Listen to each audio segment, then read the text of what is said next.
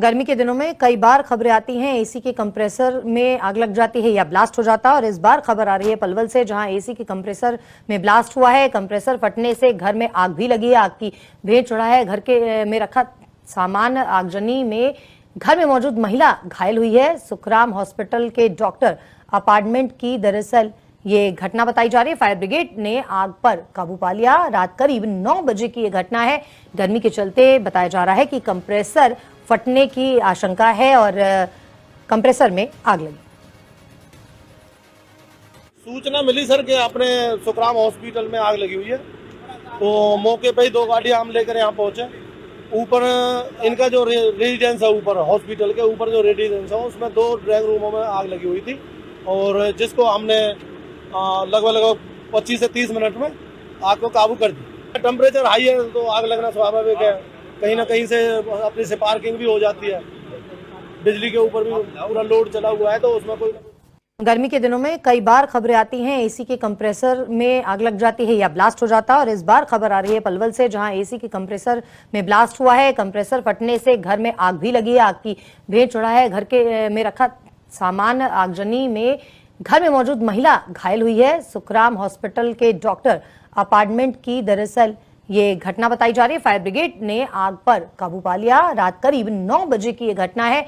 गर्मी के चलते बताया जा रहा है कि कंप्रेसर फटने की आशंका है और कंप्रेसर में आग लगी।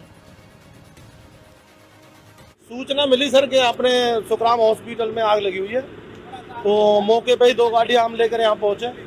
ऊपर इनका जो रेजिडेंस है, ऊपर हॉस्पिटल के ऊपर जो रेजिडेंस है उसमें 2 ड्राइंग रूमों में आग लगी हुई थी, और जिसको हमने लगभग 25 से 30 मिनट में आग को काबू कर दिया। टेम्परेचर हाई है तो आग लगना स्वाभाविक है। कहीं ना कहीं से अपनी स्पार्किंग भी हो जाती है।